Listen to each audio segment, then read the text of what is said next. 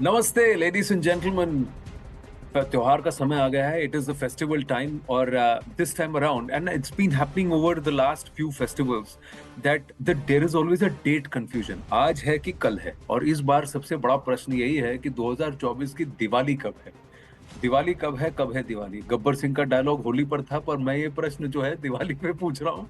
और हमारे साथ to answer this fundamental question which matters to all of us in this festive time is Professor Pawan Sinha, renowned astrologer, and of course, someone who I have deep respect for, and the only person who I've been chasing to say कि आप ही हैं जो इस प्रश्न का सही उत्तर हमें दे सकते हैं और जो समस्या है उसका समाधान दे सकते हैं, तो वो आप ही हैं। तो नमस्ते नमस्ते पवन जी।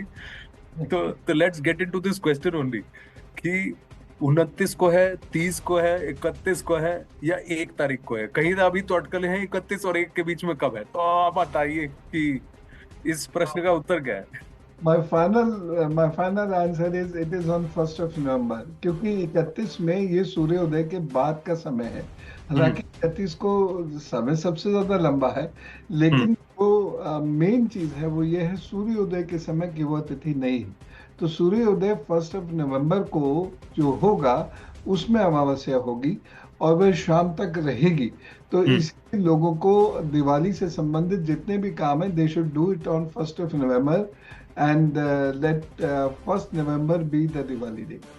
तो पटाखे तो यहाँ अभी दिल्ली एनसीआर में बैंड है, लेकिन अगर देश भर में अगर पटाखे जलाने तो 31 की रात को, क्योंकि ये भी एक ये है कि विडंबना है कि 31 की रात को पटाखे जलाएं या 1 की रात को जलाएं। दो दो दिन जला लीजिए, उसमें कोई दिक्कत नहीं है।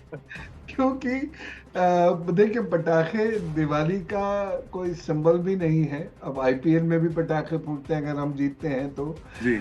तो बहुत सारे ऐसे ओकेजन हैं। कोई मन की पार्टी जीत जाती है, मन का लीडर जीत जाता है, तो हम हम्म। तो पटाखे उड़ाते हैं। तो किसी की शादी होती है तो बाकी लोग तो छुटाते ही हैं, उस बेचारे का जो हाल हो।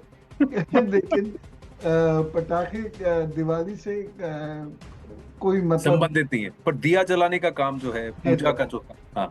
वो 1st of November को करना है। घर में पूरी तरह जगमगाहट कीजिए, दीपक जलाइए। वो हम्म। 1st of November को कीजिए। प्रदोष काल का जो शाम की पूजा का समय है वो भी 1st of November को ही है। तो उस समय पूजा कीजिए और अपने लिए सुख शांति स्वास्थ्य मांगिए। तो ये जो, क्योंकि हमारा जो हिंदू संवत और हिंदू पंचांग है इसको लूनी सोलार कैलेंडर कहते हैं, यानी कि सूर्य और चंद्र को मिलाकर कहा जाता है। तो कहीं ना कहीं ये बातें थी, मैंने कहीं पढ़ा, आप शायद मैं गलत हूं, कि मून राइज जो है, अमावस्या जो है, वो 31 को शाम से ही वो शुरू हो जा रही है and it continues on to first evening. क्या ये सही है? इसलिए ये कंफ्यूजन है। इस बार ऐसा क्यों हो रहा है कि तिथियां दो दो दिन आ रही हैं या एक दिन विपरीत होके आ रही ये अक्सर होता है। ये अक्सर होता है क्योंकि हमारा कैलेंडर जो है वो रात 12 बजे से 12 बजे तक का नहीं होता। वो सूर्य और चंद्र दोनों के समन्वय से होता है। सो इफ ल्यूनर तिथि, ल्यूनर टाइम जो है वो सोलर टाइम में मैक्सिमम पार्टिसिपेशन करेगा, तो वो पर्टिकुलर दिन जो होगा, वो पर्टिकुलर समय जो होगा, वो फेस्टिवल मनाने का होगा। ये 1st of November को पड़ रहा है, इसलिए हमें 1st of November को बताना है। यद्यपि 31 को अमावस्या शुरू हो जाएगी, लेकिन पूजा शुरू नहीं होगी। पूजा का समय 1st of November है। अच्छा, तो 31 को अमावस्या की रात शुरू, क्योंकि वो कहते हैं कि अमावस्या की रात में ही दीप जलाने हैं, डार्केस्ट नाइट होता है। तो काली का जो पूजा है बंगाल में, वो अमावस की रात को करनी चाहिए। अयोध्या में दिवाली भी अमावस की रात को जली थी। तो इसीलिए ये कंफ्यूजन है। तो और अलग अलग देश के अलग अलग प्रांतों में आप भी जानते होंगे कि ये तिथि को अलग अलग तरीके से देखा जाता है, पंचांग को समझा जाता है। तो is it a different time for those who are in north India, जो दक्षिण भारत में, साउथ में है, और जो ईस्ट में है। देखिए, नॉर्थ ईस्ट में अलग तरीके से दिवाली होती है। और जो नॉर्थ है, हिमाचल प्रदेश, कुल्लू मनाली, कुल्लू का दशहरा सब लोग जानते हैं। वहाँ पर दिवाली के पैटर्न्स थोड़े से डिफरेंट हैं। ये जो बेल्ट है 6-7 स्टेट्स की, यहाँ पर अलग पैटर्न है और साउथ में एक अलग पैटर्न है। तो यहाँ पर हम लोग अमावस्या की रात में काली चौदस मनाते हैं। एक्चुअली वो जी। चौदस के दिन होती है।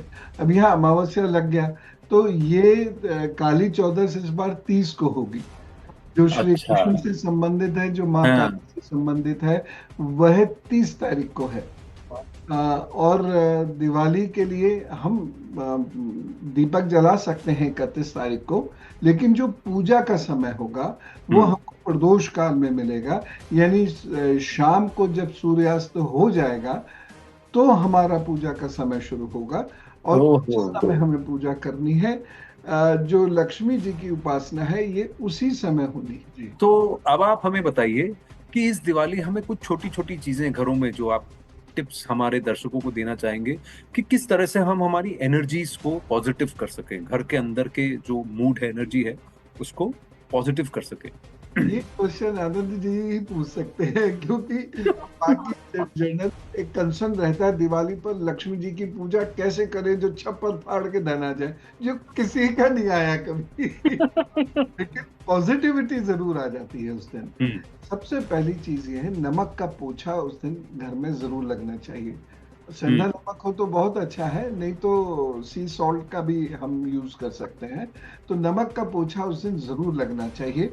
दूसरी जो चीज है वो ये है कि भोजन इतना होना चाहिए जो हमारे अलावा हम कुछ अन्य परिवारों में दे सके। जैसे अम, खील बताशे, ये सब के साथ साथ जो हम भोजन करेंगे वो भोजन हमें बांटना जरूरी है। कोई भी फेस्टिवल हो उसमें हमें बांटना कंपलसरी होता है, जो हम भूल रहे हैं धीरे धीरे। तो हम्म।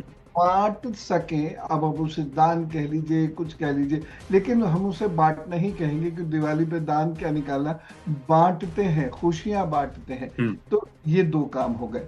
तीसरी चीज ये है कि हम्म। जो भी कुछ आप बनाएंगे उसमें पंचामृत जरूर होना चाहिए। हम्म। पंचामृत से हम अपने देवी देवताओं को स्नान कराते हैं उस दिन, माँ लक्ष्मी को स्नान कराते हैं उस दिन। और कौड़ी बहुत इंपॉर्टेंट होती है। अब हालांकि किंवदंती तो ऐसी बन गई है, 2 कौड़ी कहानी है, हाँ। लेकिन एक कौड़ी करोड़ों की होती है, 2 कौड़ी का आदमी तो तो 2 करोड़ का हो गया। तो कौड़ी बहुत इंपॉर्टेंट है।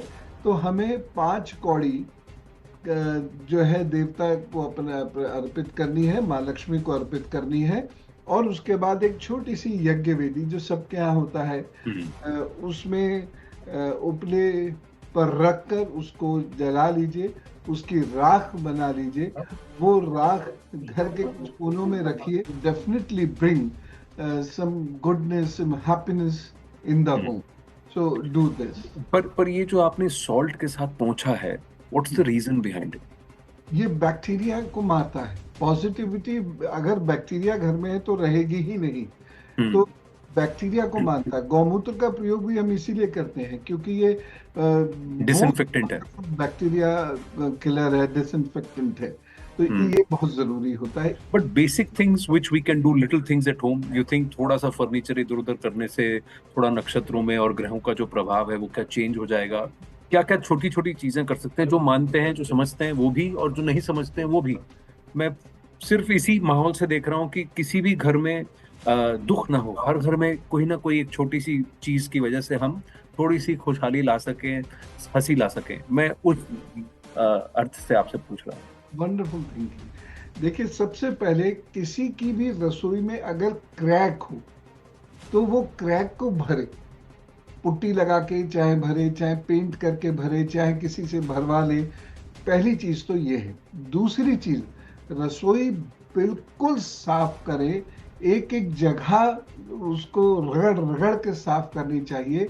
और जो अनाज है वो थोड़ा सा सुखा लें, सुखाने के बाद फिर रीस्टोर करें उसको। तीसरी चीज, अगर सामान घर के अंदर बहुत ज्यादा है, जैसे बड़ी बड़ी अलमीरा सिर पे खड़ी हैं या बहुत सारी टिच बिट्स में सामान रखा हुआ है, तो कृपा करके इस सामान को किसी को दे दीजिए या तो फिर बेच दीजिए। एक और बहुत महत्वपूर्ण बात मैं हमेशा सब लोगों से कहता हूँ, जिसने भी इसको अपनाया उनको बहुत बेनिफिट हुए। बेड के अंदर जरूरत का सामान तो ठीक है, वो जरूर है। ये बेड बॉक्सेस जो होते हैं, they are very very good from the utility point of view.